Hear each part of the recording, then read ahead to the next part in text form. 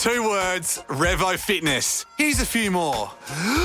Simple, 24/7, reformer Pilates, body scanners, massage chairs, squat racks, free weights, pin and plate loaded equipment, no lock-in contracts, no bullshit. All of that and more from just $9.69 a week. That's surprisingly affordable. Join now at Revo Fitness Blair Athol or download the Revo Fitness app. RevoFitness.com.au or find the Revo Fitness app in the App Store.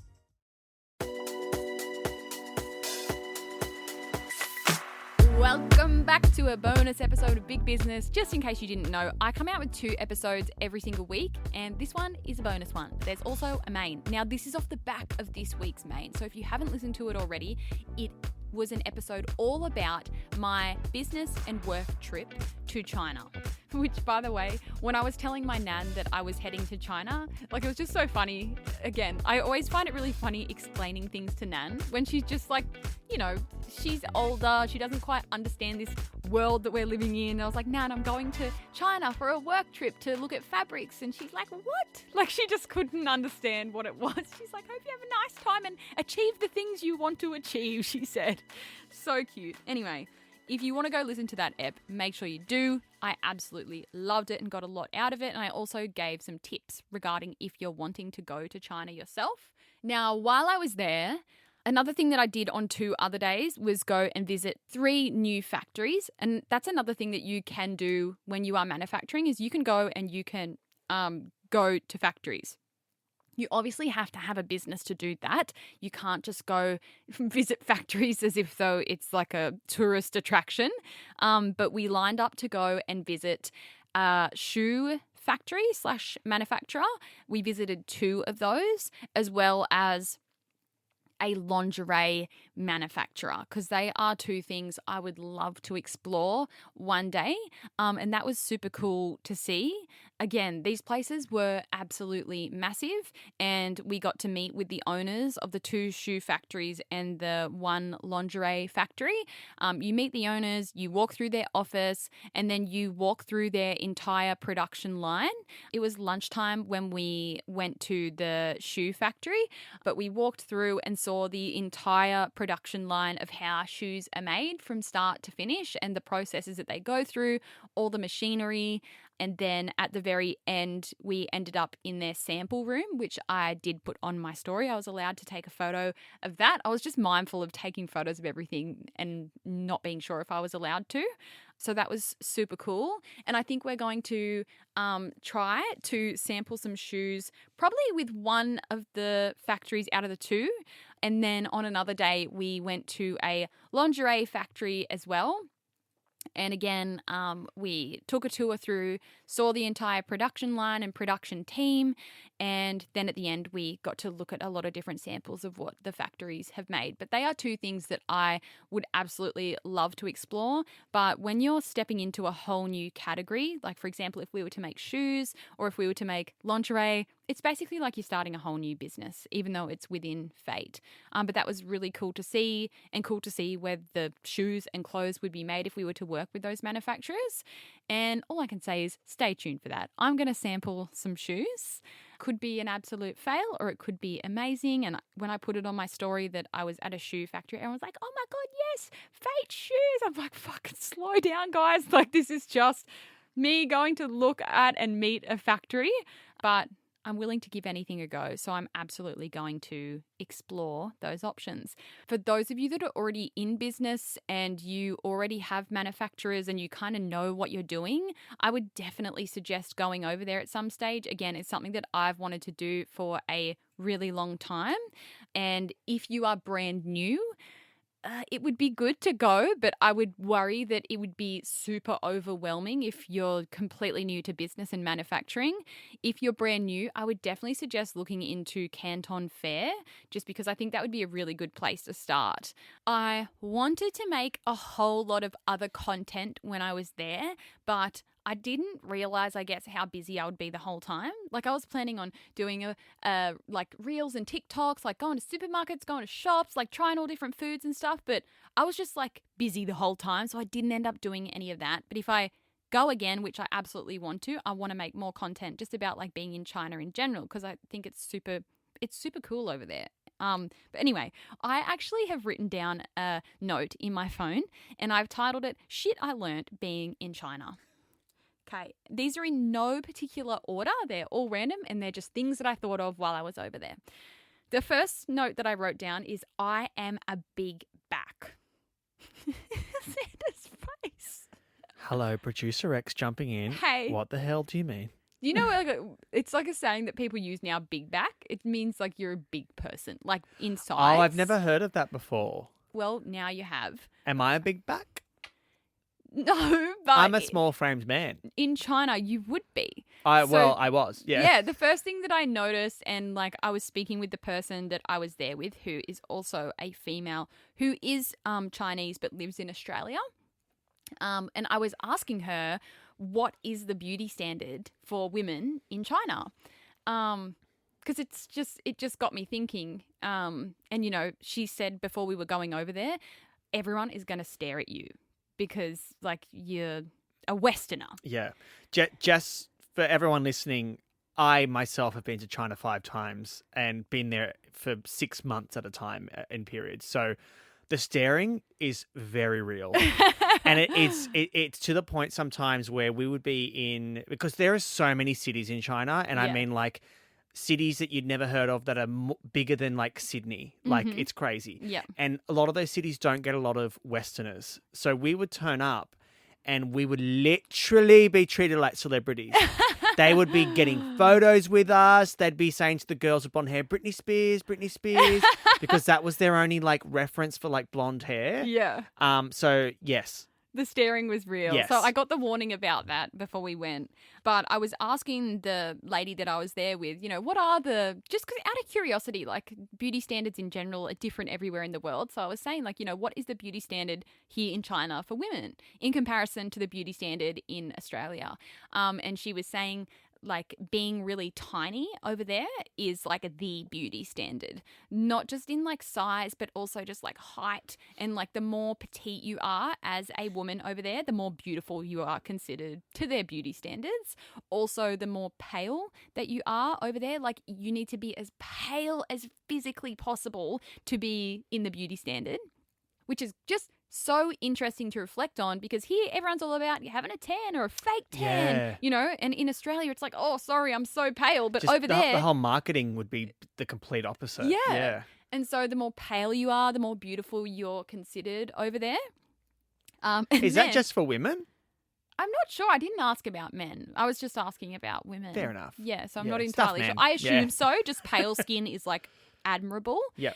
And what's funny is I didn't do any shopping over there, but I walked through a lot of big shopping centres. I just didn't have time to actually go shopping, but their sizing over there is tiny. Yeah. And like their largest size that they have It's like is our tiny. small. Yeah, Yeah. it's super tiny. So people are like naturally tiny, like not tiny, but smaller framed over there, which I just found so interesting. And one night we went to get a massage at like this like beauty spa thing, and it was a massage where like you kept your clothes on kind of thing, like not an oil massage. And myself and the person that I was with, what are you putting your hand up about? No, I have a story. Go. Okay. The person that I was with, she's kind of like curvy-ish like me. And the ladies came in and they were like, oh, like we will get you the men's, like the men's pajamas. Like it's just like a silky shirt and like shorts. And so we had to get the men's ones. And even the men's ones, Xander, were tiny. Like they were nearly small on me. And so I wrote down that note in my phone like, oh my God, over there, I am a giant person. And it's just so interesting to see. I was laughing because when you mentioned the clothes massage, when I was touring there as a dancer, and in our contracts we got massaged throughout the week, and that was part of our contract, and we had to do it. And when we were in China, they would contract local masseuses or massage therapists, but over there their holistic approach to that stuff is quite different to how it is here. in like the Western part of the world. Mm-hmm. So sometimes we had no idea what we were going to get. And a lot of the time, like we needed like deep tissue massages to get us through these shows. And we'd come in and they'd tell us to keep our clothes on and we'd be like, what the hell is going on? Because like it doesn't really happen here. You don't get like a clothes massage. I really liked it, if I'm being honest. And my lady, she was so strong. Like the next day I was kind of sore. Like, that's good though. When you have one of those really deep Yeah. massages, she's like pressing her elbow down into my spine. And I don't know how, but it's like they find a sore spot. Like how do they fucking find the sore spot? And then they keep working at it. And I'm there with my head like through the little hole thing going, oh my God, this is so painful. And she did ask me like, do I need to go softer? But you know when you're like thinking, this is surely going to be good for me. Yeah. So I was like pushing I'll through just deal with the pain. Yeah, I was just pushing through the pain.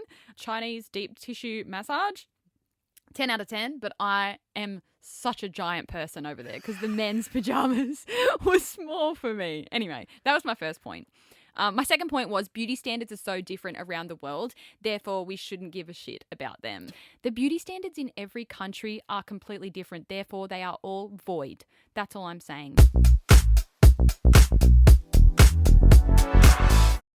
Two words, Revo Fitness. Here's a few more.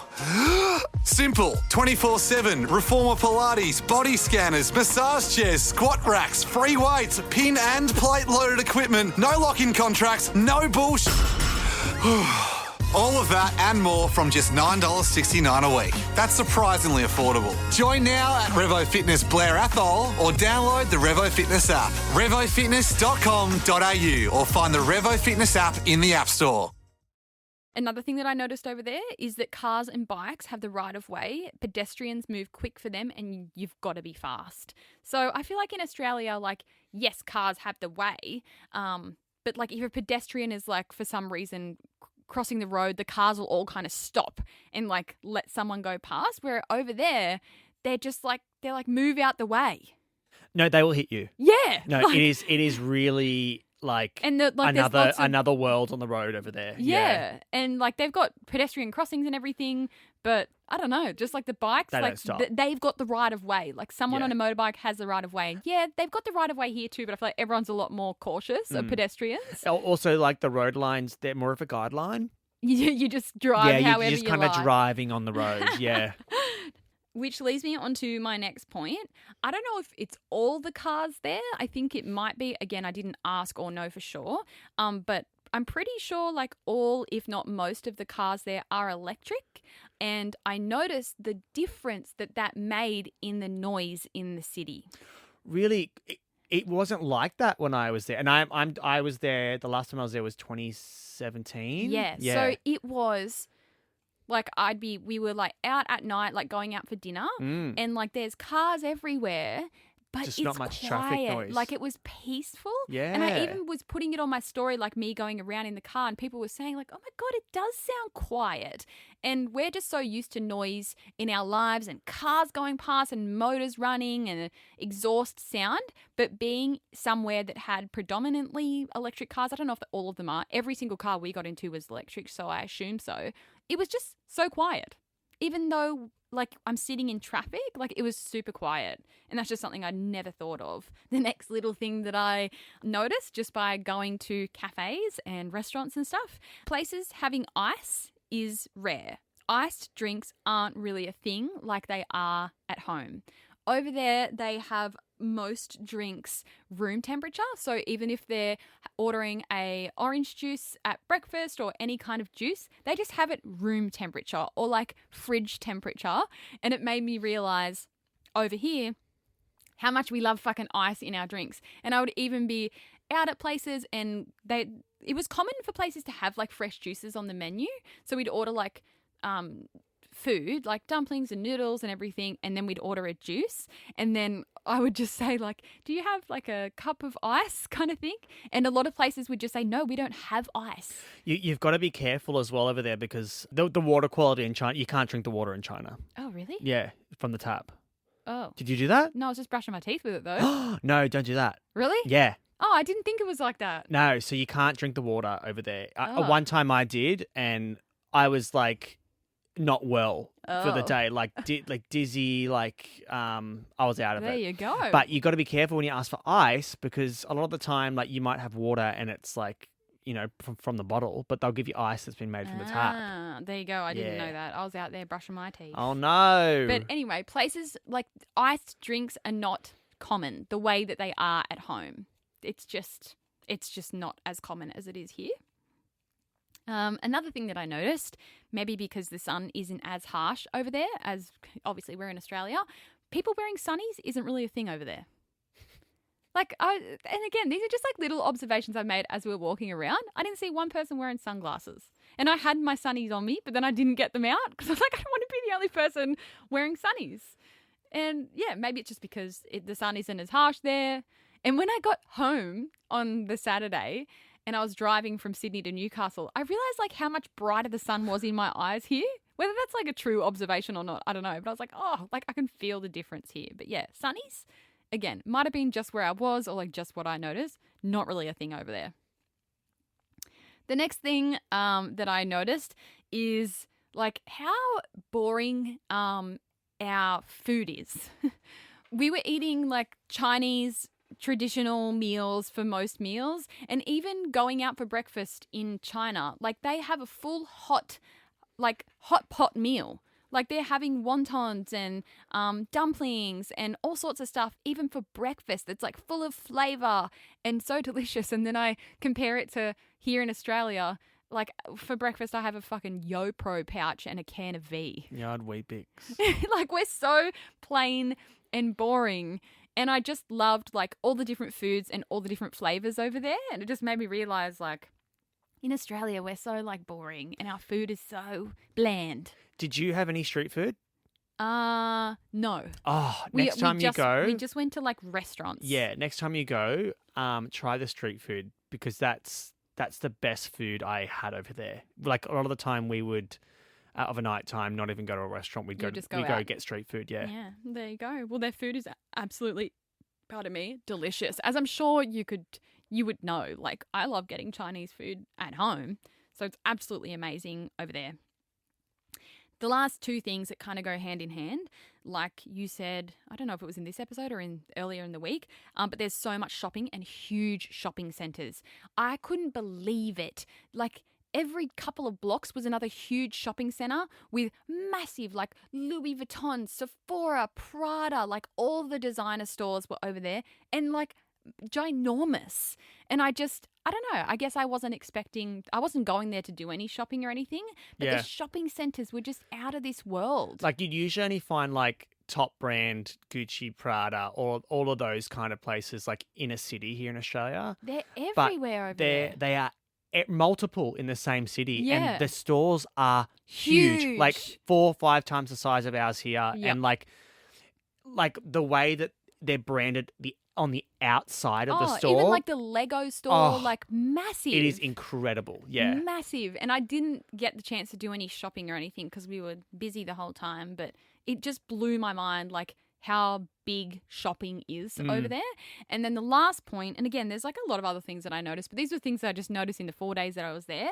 And one thing I just found really interesting, so the city that I was in, which is Guangzhou, the people there are night owls. So most places there don't open until 10 a.m., which again, I was just comparing to at home, you know, where cafes here open at 6 a.m. or whatever. Most places don't open till 10 a.m. there, like most shops and most businesses.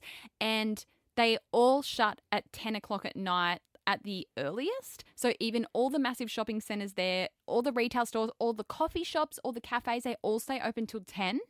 And people go out at night.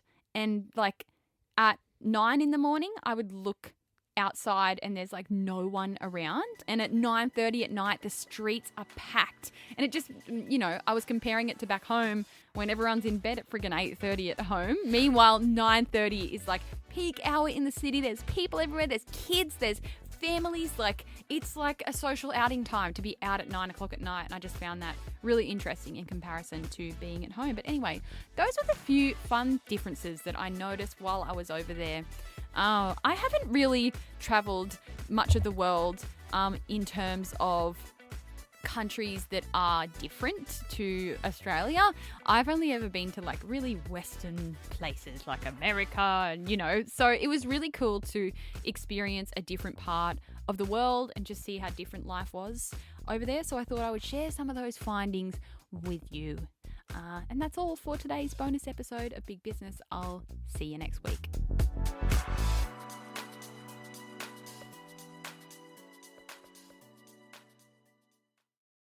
Two words, Revo Fitness. Here's a few more. Simple, 24/7, reformer Pilates, body scanners, massage chairs, squat racks, free weights, pin and plate loaded equipment, no lock-in contracts, no bullshit. All of that and more from just $9.69 a week. That's surprisingly affordable. Join now at Revo Fitness Blair Athol or download the Revo Fitness app. RevoFitness.com.au or find the Revo Fitness app in the App Store.